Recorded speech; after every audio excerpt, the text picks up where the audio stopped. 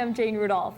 I'm Father Joe Glass. Welcome to Reel to Reel. Once more, Monsignor list this week. He'll be back next week. He will definitely be back next week. Yes. I checked and have promised him a ride and whatever he needs to get back We here. want him back. Also, he's missing Mother's Day, so to all the moms, grandmoms, godmothers, everybody, we'd like to wish a very happy Mother's Day. Absolutely. Very happy Mother's Day. I just saw my mom. She's doing real well. Right. Do you remember being a little one and going to the churches and buying either the white or the pink carnations as a little kid? Do you remember that? No. No, you have a terrible memory. You never remember any of these wonderful things with our I'm from rich a family Catholic of heritage. 4 boys, no sisters, didn't and do things we like didn't that. get carnations. All right. Bubble gum, and we gave Mom all the presents she never wanted. I think. Toads and things like that. Right. Let's get started with what's happening tonight, okay? We're going to travel to the Vatican, and this time we're going to see all the people behind the scenes who keep it running, the Vatican workers. Also, let's go up to Providence, Rhode Island to see a place of peace right in the center of the city.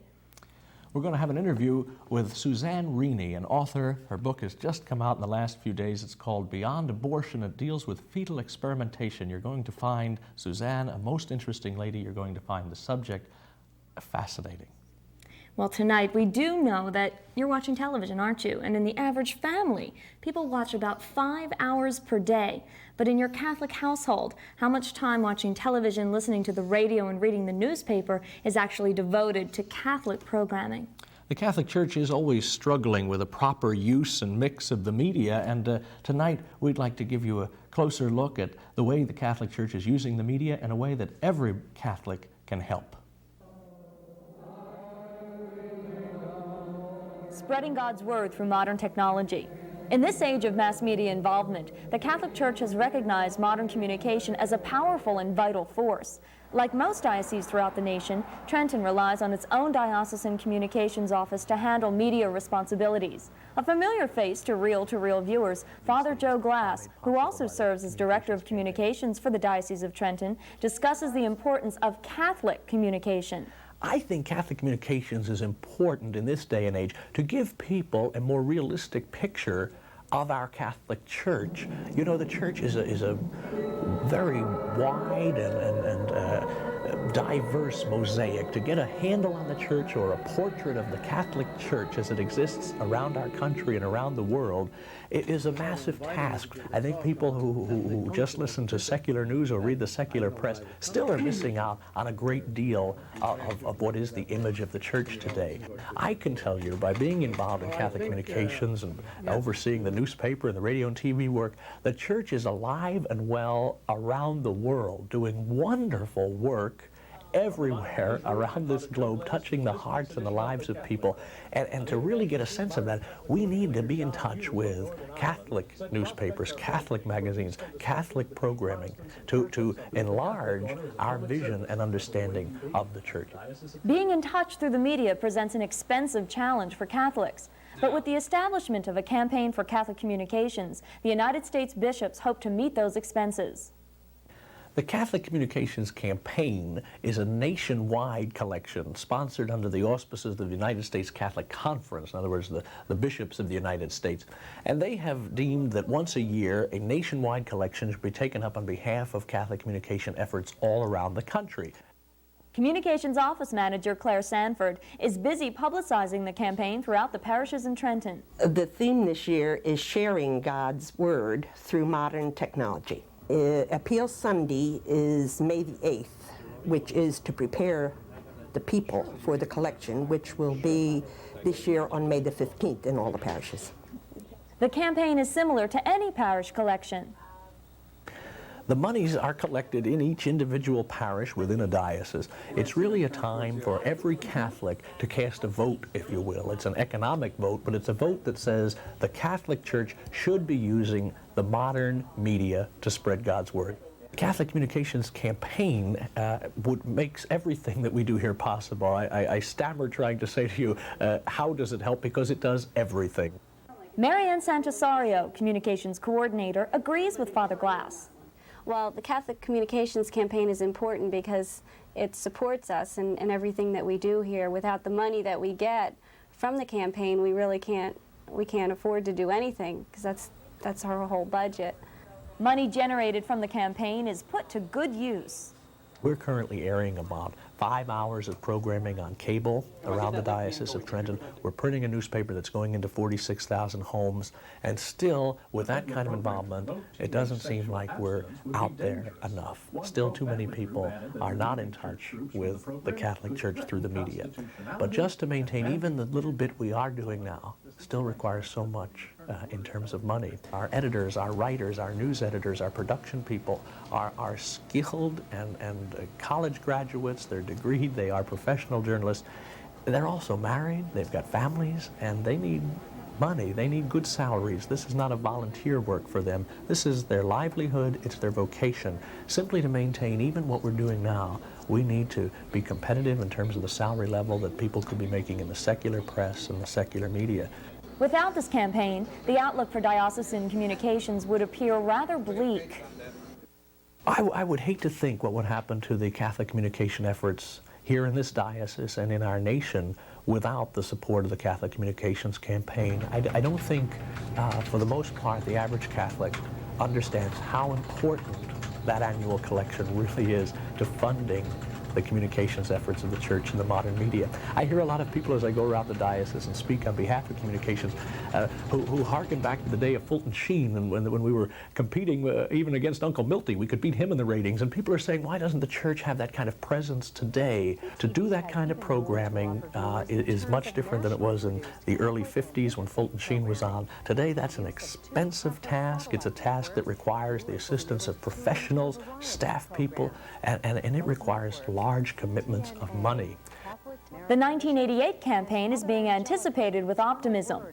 The more support we gain through this one and only one national annual collection, that's how much we can be involved in the media. If that collection is good and solid, we can do some good and solid programming. If that collection is weak, our presence in the media will be weak and faltering. But certainly I'm hoping for an overwhelming response this year from the people of the diocese to allow us to do even more than we're doing. Obviously a subject very close to our hearts here at Reel to Reel, because the electronic gospel is a part of the Church's future. Father Joe Glass is a part of our future this evening, so please stay with us.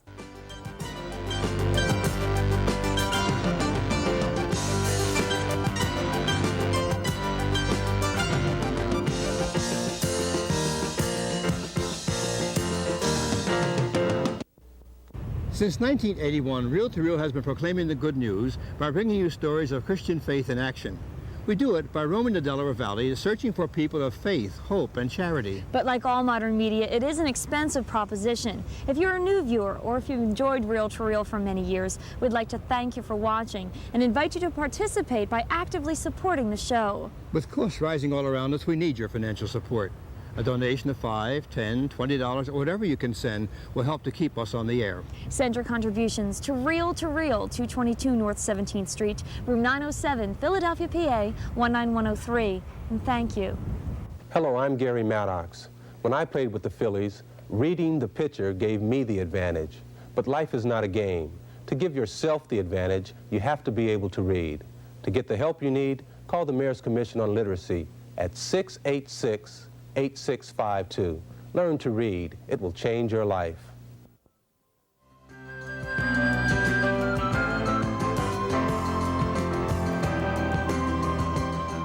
The book I'm holding is causing quite a stir around the Delaware Valley, and I'm sure soon to cause quite a stir around the country. Its author is with us today, Suzanne Rini. The book is entitled Beyond Abortion, and it's a chronicle of fetal experimentation, a subject that is most interesting, fascinating, certainly not a happy topic to talk about, but one we all need to hear about in this day and age. And Suzanne, I thank you for being here. I thank you mostly for your work exploring this topic and for having the courage to come on and share it with us and the courage to write the book. How's the reaction been? I know it's only been out 10 days, but... Well, the reaction is always one of shock, and usually when you mention it, people are not quite sure what it means. Yeah, let's back up and see if we can get a handle. Fetal experimentation. It is a topic that I think most people cringe when they hear it. They don't understand exactly what it means. Can you give us a good explanation?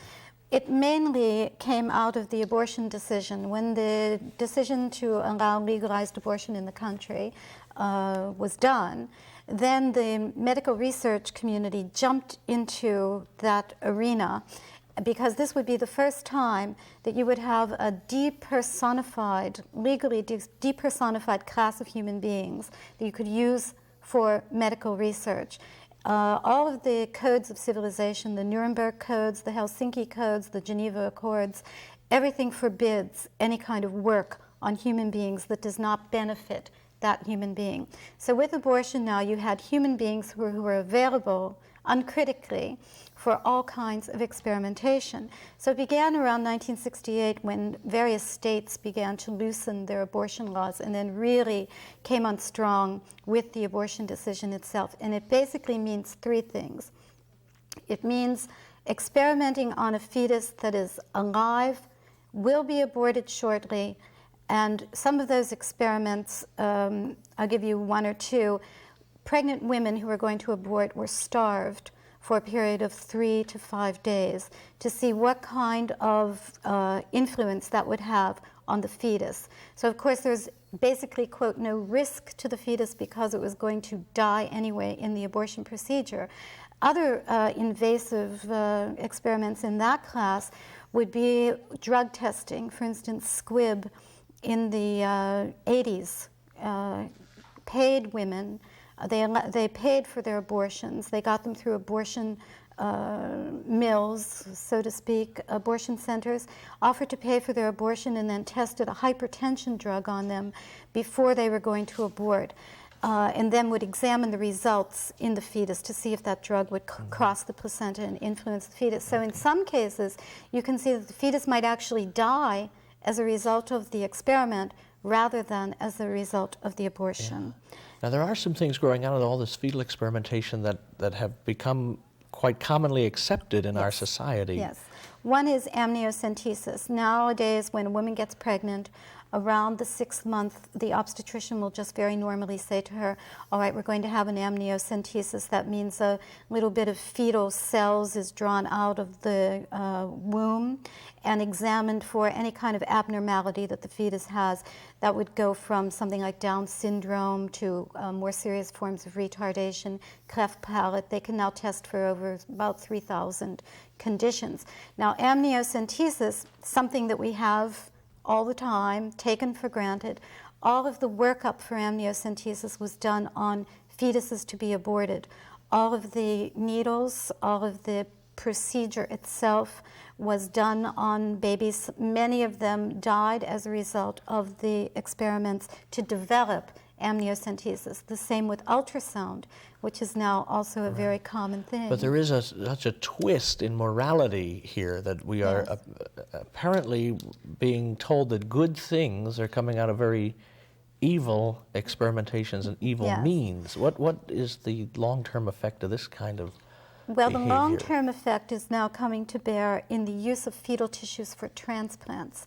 The fetus has a very special immune property. You know from listening to TV reports about transplants that the main problem is not that they can do it, but that the human body then will reject. So the fetal tissues, fetal organs, still have this wonderful immune property so that another body can accept it more readily than an adult tissue.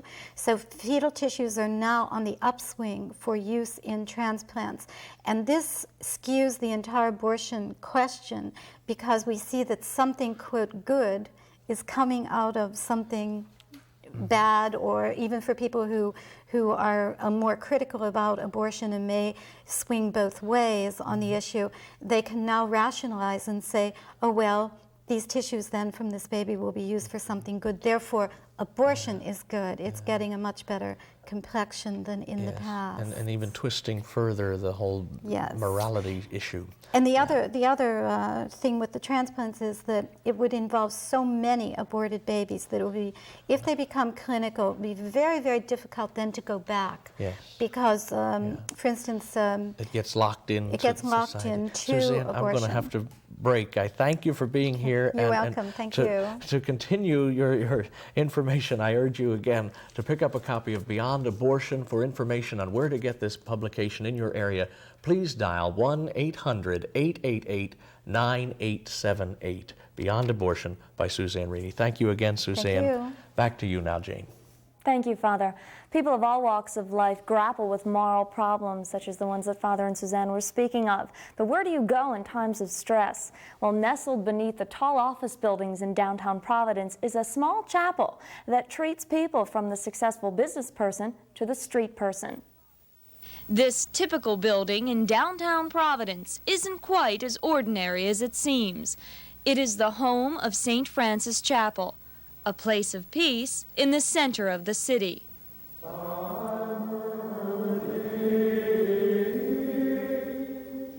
The chapel is a haven for people from all walks of life, nestled in the busy downtown section of Providence. The Franciscan friars have been at the chapel since 1956, and one of the priests stationed here is Father Francis. So now we are really the key concept is the service church, to be of service to the people in the downtown area, people who would want Mass or confession, just to speak to a priest. Well, I like St. Francis Chapel because they have a lot of Masses. It's a very convenient place. And you'll be surprised at how many people. The Masses are often crowded, and that's really what St. Francis is all about, helping people renew their spirits. And working really hard and going from one appointment to the other, it's a time for solace and time for just reflection and a time for kind of stopping and thinking about what's going on and a time of renewal. Well, we have, of course, business people, we have the shoppers, we have those who are destitute, down and out, who need to be directed in some way. We have a whole variety of people who are really, I think, just working on developing for themselves a sense of what it means to be Catholic, what it means to share the joy, as St. Francis saw it, of living.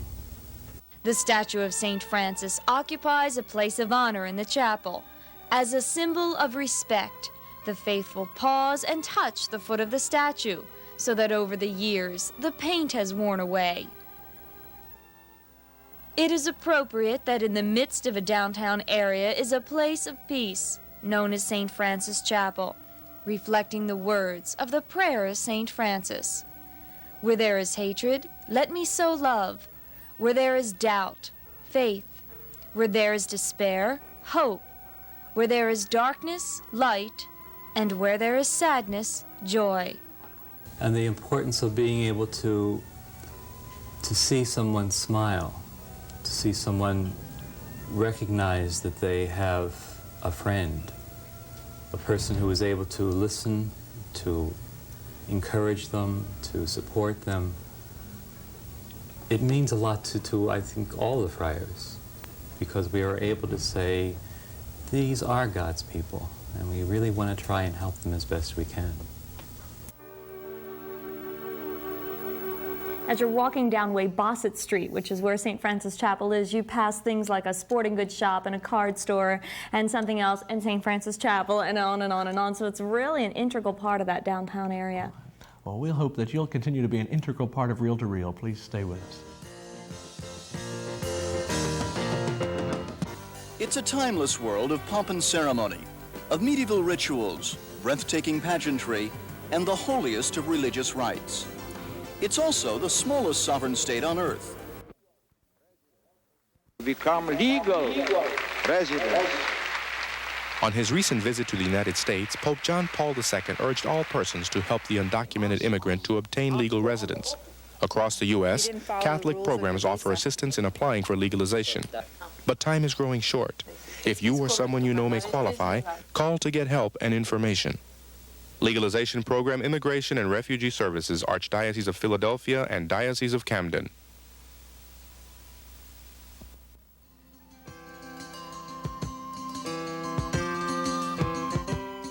We welcome your comments and suggestions and encourage you to write to us at Reel to Reel, 222 North 17th Street, Room 907, Philadelphia, Pennsylvania, 19103, or call us during regular business hours at 215-668-9842.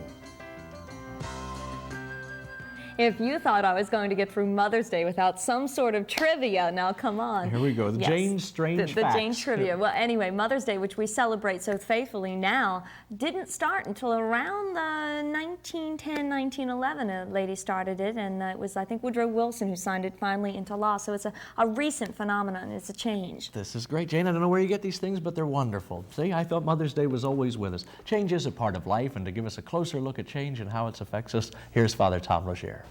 Greetings in the Lord. Newsprint, blackboards, podiums, does it ever end? Well, not really, because life itself is kind of like a classroom where we are always learning lessons. And the fact of the matter is that most of us learn our lessons the hard way.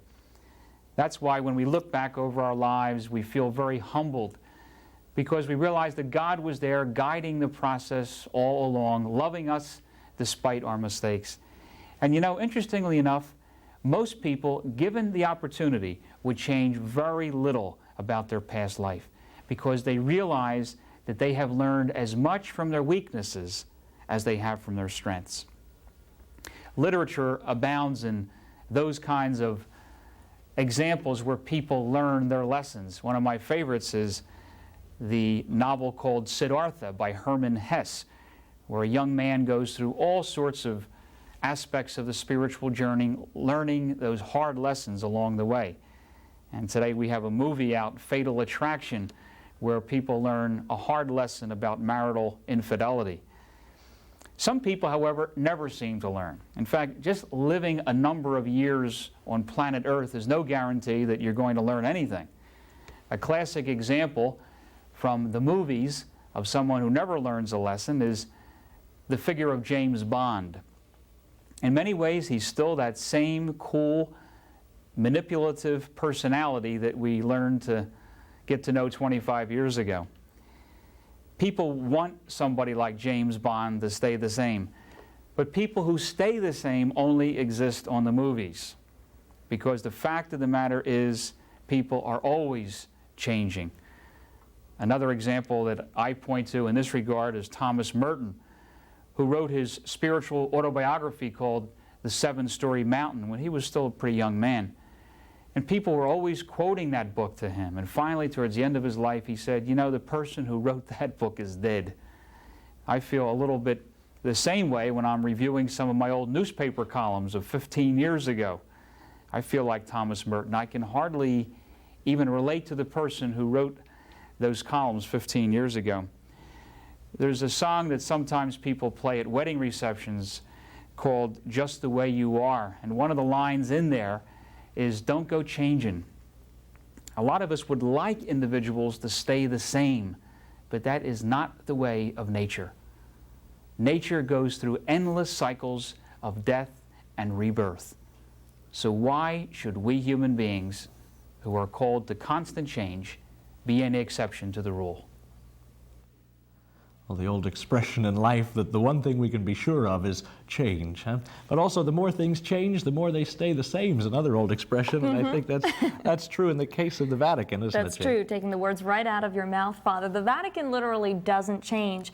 All right, they might have used quill pens then, and now they use computer keyboards, but there are hundreds and even thousands of people who work in the Vatican, including the most visible, the Swiss Guards, and wait till you hear about their illustrious tailor.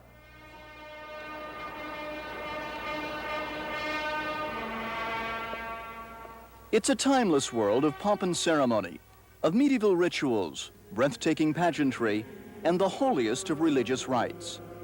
It's also the smallest sovereign state on Earth, a 108-acre enclave that would easily fit inside Central Park.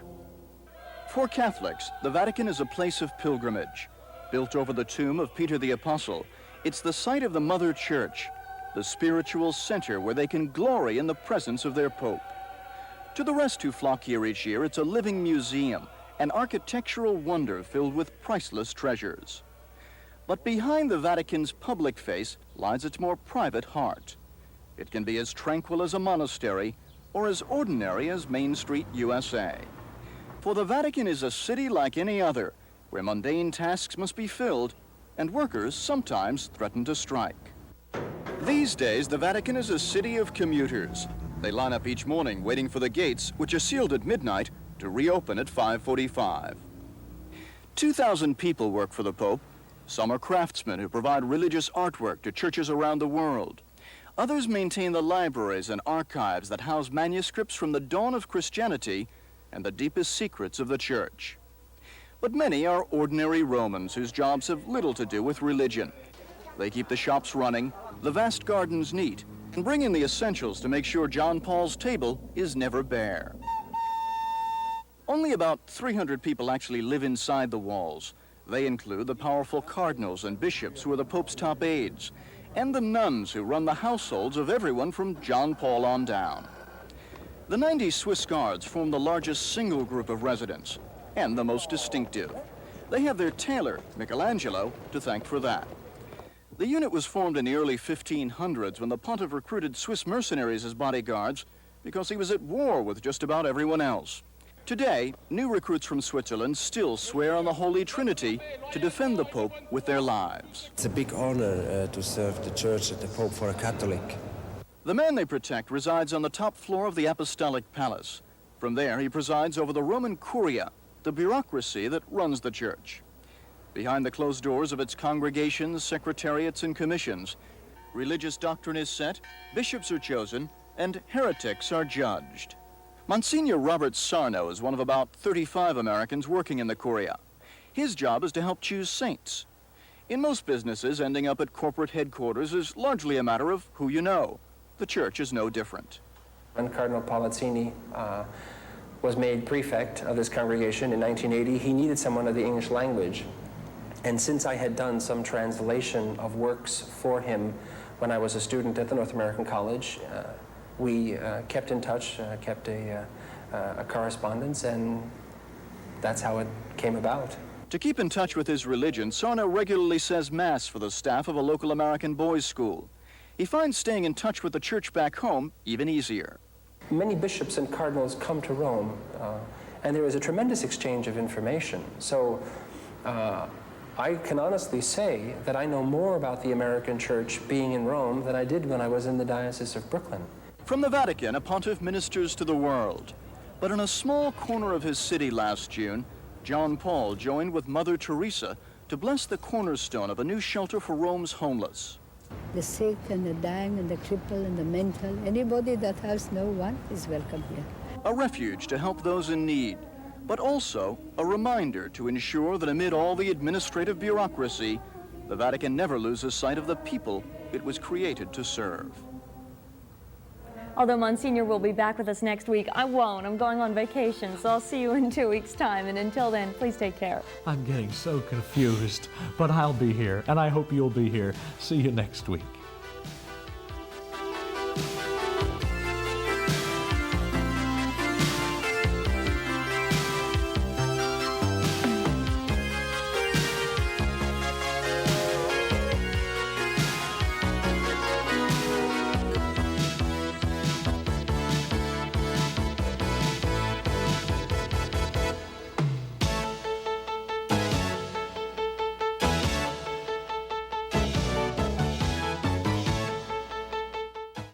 Travel arrangements for Reel to Reel by Atkinson and Mullen Travel of Media, PA.